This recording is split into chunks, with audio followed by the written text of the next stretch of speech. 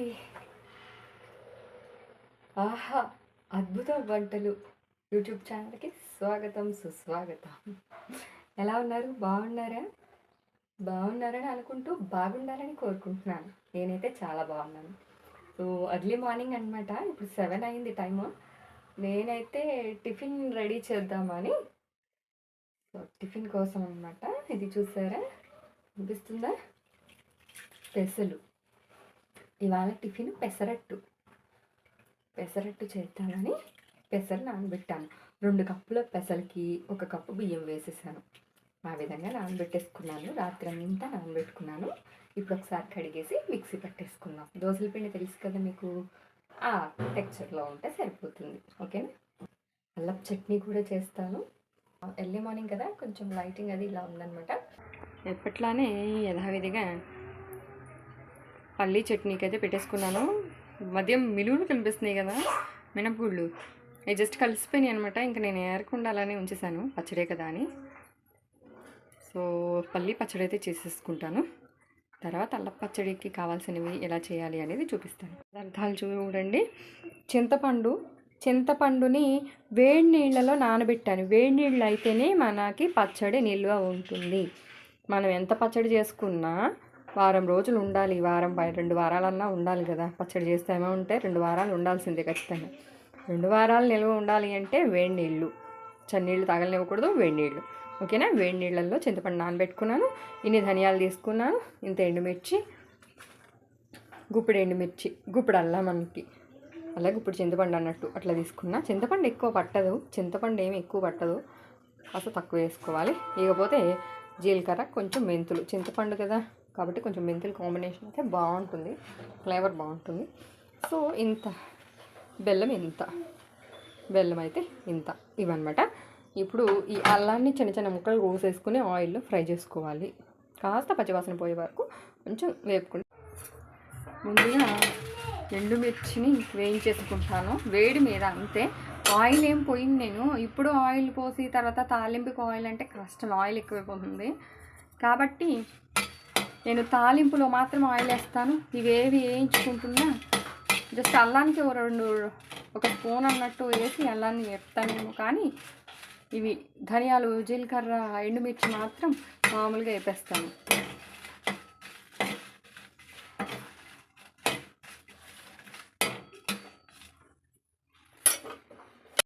ఎండుమిర్చి కాస్త వేగిన తర్వాత ఎండుమిర్చిని పక్కకు తీసేసి ధనియాలు, జీలకర్ర వేసేసుకున్నాను. వీటితో పాటు అవి వేగుతూ ఉంటాయి. ధనియాలు, జీలకర్ర కూడా ఎంతో మంటక్కర్లేదు, తొందరగా అవి వేగిపోతాయి. వేగిపోయి తీసేస్తున్నా, ముక్కలుగా కట్ చేసేసుకున్నాను.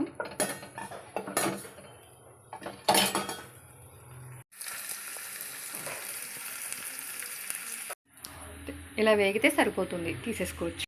ఎండుమిర్చి, ధనియాలు, జీలకర్ర, కొన్ని మెంతులు తీసుకున్నాం కదా, ఆ మెంతులు, సాల్ట్ వేసేసుకుని దీన్ని పౌడర్ చేసేసుకోవాలి. ఇలా పౌడర్ అయిపోయాక ఇప్పుడు అల్లం ముక్కలు వేసేసుకుందాం. అల్లం ముక్కలు వేసేసుకుని దాని తర్వాత చింతపండు వేసేసుకుని మిక్సీ పట్టే చింతపండు వేసేసుకుని రుబ్బుకున్న చింతపండులో గింజలు లేకుండా చూసుకోవాలి. ఇలా అయ్యింది. ఇప్పుడు అల్లం ముక్కలు వేసేస్తాను. పచ్చడి తాలింపు పప్పులు, పచ్చిశనగపప్పు, సాయిపప్పు ఉంటే వేసుకోవచ్చు. నా దగ్గర అవి 2 లేవు. మినపప్పు వేస్తాను, అది కూడా చాలా బాగుంటుంది. జీలకర్ర, ఆవాలు, ఇవి వచ్చేసి కరివేపాకు. ఈ తాలింపులోకి రుబ్బు పెట్టుకున్నటువంటి పచ్చడిని కూడా కలిపేసి స్టవ్ ఆఫ్ చేయకూడదు. ఇప్పుడు ఒక ముఖ్యమైనటువంటి, మనం ఇందులో స్వీట్నెస్ కోసం బెల్లం కలపలేదు కదా, ఇప్పుడు బెల్లం వేసుకుంటాం.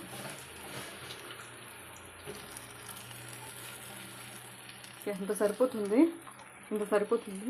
సో ఈ బెల్లం కరిగిపోయి పాకం రావాలన్నమాట. అప్పుడే ఈ బెల్లం పాకం అనేది అల్ల పచ్చడికి బాగా టేస్ట్ అన్నమాట. మంచి టేస్ట్ రావాలి, అల్ల పచ్చడి మంచి కలర్ రావాలి అంటే ఇట్లా పాకం పట్టుకోవడమే. పాకం పట్టడం కాదు, ఇలా బెల్లాన్ని ఇప్పుడు వేసుకుని పాకం రానివ్వడమే అన్నమాట అసలు టెక్నిక్ అంతా కూడా. సో ఈ అల్ల పచ్చడి కానీ మొన్న చేసి చూపించినటువంటి కరివేపాకు పొడి, ఇట్లాంటి పొడులు, ఇలాంటి రోటి పచ్చళ్ళు, యాక్చువల్గా ఇది రోటి పచ్చడే కాదా, మనకి రోలు ఇక్కడ ఉండదు కాబట్టి మిక్సీలో వేసాం. రోటి పచ్చళ్ళు, కారప్పళ్ళు అనేవి మా అమ్మ బాగా చేసిద్ది అనమాట. సో మా అమ్మ దగ్గర నేర్చుకున్నాను. ఆ తర్వాత పెసరట్టు కదా, ఈరోజు మన టిఫిన్ పెసరట్టు కదా. సో ఆ పెసరట్టు ఏంటంటే మా పెద్ద పిన్ని బాగా చేసి పెడతారనమాట. నేర్చుకున్నాను అనమాట పెసరట్టు. అంతకుముందు చోలే మసాలా కర్రీ కూడా చేశాను కదా, అది పెసరట్టు మా పెద్ద పిన్ని దగ్గర నేర్చుకున్నాను. డే అంటే ఫస్ట్ మార్నింగ్ లేవడమే వాకిలి మాత్రం చక్కగా అట్లా ముగ్గు పెట్టేసుకుంటాను. రాళ్ళ మీద ఏం కనిపిస్తుందా అని అనుకోను, ఏదో నా ప్రయత్నం నేను చేస్తాను. చూసారుగా బాగానే కనిపిస్తుందిగా. సో అది మా చిన్నప్పటి నుంచి కూడా మా అమ్మ చక్కగా పేడ తీసుకొచ్చేసి పెద్ద వాకిళ్ళు ఉండేవి, పేడ తెచ్చేసి శుభ్రంగా చక్కగా నీళ్ళలో కలిపేసి పచ్చగా కల్లాపి చల్లేసి దాని మీద తెల్లటి ముగ్గులు పెట్టేసేది అనమాట. ఏ పండగ అన్నట్టు ఉండేదన్నమాట. వాకిలి చూస్తేనే భలే అనిపించేది, ఏదో పండగ, ప్రతిరోజు పండగ అన్నట్టుగా అనిపించేది. సో గుమ్మంలో ముగ్గు వేయడం కానీ కల్లాపి చల్లడం అన్నీ చిన్నప్పటి నుంచి కంపల్సరీ ఖచ్చితంగా వాకిల్ని అందంగా పెట్టుకోవడం అనేది బాగా అలవాటు అయిపోయింది అనమాట నాకు. గడపకి మామూలుగా ఎవరైనా ఎంత పెయింటింగ్లు వేసేసినా గడపకి శుక్రవారం వారం పసుపు రాసి బొట్టు కుంకుమ బొట్టన్నా పెట్టడం అయితే మన అందరికీ కూడా ఆనవాయితీ కదా. కానీ గడప కూడా చక్కగా చూసుకోవడానికి ఎంత బాగుంటుందో కదా, అదొక ఆనందం. వాకిట్లో ముగ్గు లేకుండా అట్లా గడప అందంగా లేకపోతే ఏం బాగుంటుంది. వేసి పెట్టామనుకోండి చూస్తూ ఉంటే అదొక ఆనందం కదా, మనసుకి చక్కగా ఏదో ఒక రకమైన సంతోషం, మనశ్శాంతి అన్నట్టు కలుగుతాయి. కాబట్టి వాకిట్లో ముగ్గు ఖచ్చితంగా ఉండాల్సిందే.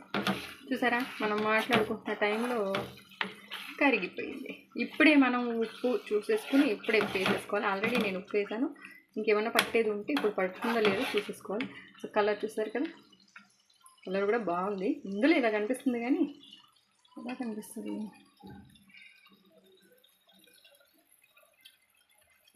ఇది యాక్చువల్ కలర్, ఇది ఇది బాగుంది. ఓకే, ఇప్పుడు స్టవ్ ఆఫ్ చేసేస్తాను. సరే, మన రొటీన్ పచ్చడి, రొటీన్గా మనం ఇడ్లీలకు వాటిలోకి చేసుకునే పచ్చడి ఏంటిది, పల్లీలు పుట్నాలు పచ్చడి. దీన్ని కూడా తాలింపు పెట్టేసుకున్నాను. ఈ పచ్చడి కూడా రెడీ అయిపోయింది. అల్లం పచ్చడి ఉన్న తర్వాత ఈ పచ్చడి ఎందుకు అనుకుంటున్నారా, ఈ పచ్చడిలోకి అల్లం పచ్చడి కలుపుకొని ఇడ్లీ కానీ దోశ కానీ పెసరట్టు కానీ తింటే హోటల్ స్టైల్లో తిన్నట్టుగా అనిపిస్తుందండి. ఇకపోతే ఇక పెసరట్టు చట్నీలు అయిపోయినాయి కదా మనకి, ఇక పెసరట్టు ఇలా ఈ కన్సిస్టెన్సీలో చక్కగా మెత్తగా రుబ్బేసుకోవాలి. ఇందులో కొంచెం చిన్న అల్లం ముక్క కూడా వేసి రుబ్బానులేండి. జీలకర్ర కూడా ఇందులో వేసేస్తాను, బాగుంటుంది. పిండిలో జీలకర్ర వేసేసాను, ఉప్పు కూడా కలిపేసాను. ప్యాన్ హీట్ అవుతుంది. సో ఇక అట్లయితే వేసేసుకుందాం పెసరట్లు. ఆనియన్స్ కూడా చాలా బాగుంటాయి, చక్కగా పైన ఆనియన్స్ చల్లుకుంటే. ఈ విధంగా అట్టయితే వేసేసుకున్నాను. పెసరట్టు మీద కొంచెం అట్లా ఉల్లిపాయ ముక్కలు కొత్తిమీర చల్లుకుంటే బాగుంటుంది. జీలకర్రని కూడా మనం అందులోనే వేసేసాం కాబట్టి మంచి టేస్ట్ ఉంటుంది అనమాట. ఈ పెసరట్టు అనేది వీక్లీ వన్స్, ప్రతి ఒక్కరూ ఈ వీక్లీ వన్స్ పెసరట్టు చేసుకోండి. ఎందుకంటే పెసరట్టు అనేది మంచి ప్రోటీన్స్ ఉన్నటువంటి ఫుడ్ కదా. పెసల్లో మంచి ప్రోటీన్స్ ఉంటాయి. మనం వేసుకునే ఇడ్లీ కంటే దోశ కంటే కూడా మంచి ప్రోటీన్స్ ఇందులో మనకి లభిస్తాయి. డేకి కావాల్సిన ప్రోటీన్స్ ఇందులో వచ్చేస్తాయి మనకి పెసరట్లో. ఇంకా దీన్ని హై ప్రోటీన్గా చేసుకోవాలి అంటే ఇందులో కాస్త పచ్చిశనగపప్పు అని, ఇంకొన్ని మినపగుళ్ళు, పెసలు కలుపుకుని కూడా దోశలు వేసుకోవచ్చు. కాలిపోతుంది. దీన్ని ఉల్లిపాయల్ని చక్కగా ఇట్లా అనుకుని పెసరట్టుని ఎప్పుడైనా తిరగేసుకుంటే ఆ పక్కన కూడా కాలితే ఆ టేస్ట్ వేరుంటుందండి. మామూలుగా పెసరట్టుని ఇట్లానే మడత పెట్టేసి తీసేస్తే ఆ టేస్ట్ కంటే కూడా ఇట్లా తిరగేసుకుంటే ఆ పక్కన కూడా కాలుతుంది కదా. చూసారా ఎంత బాగుందో, చక్కగా ఆ పక్క కూడా కాలుతుంది. పిండిగా లేకుండా చక్కగా ఉంటుంది అనమాట పెసరట్టు కదా. అంతైనా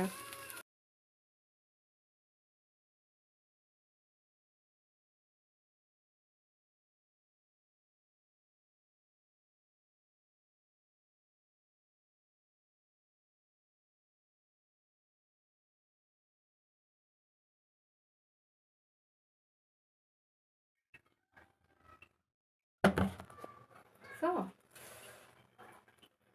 కారపళ్ళు, అల్లపచ్చళ్ళు ఈ కాలంలో ఇంట్లో ఖచ్చితంగా ఉండాల్సినవి అనమాట. సో ఇలా పెసరట్టు ముక్క తీసుకుని ఇలా పచ్చడిలా అద్దుకుని దాంతో ఇలా అల్లం పచ్చడి తీసుకుని ఇలా తింటే ఆహా అద్భుతం వంటలు అనాల్సిందే.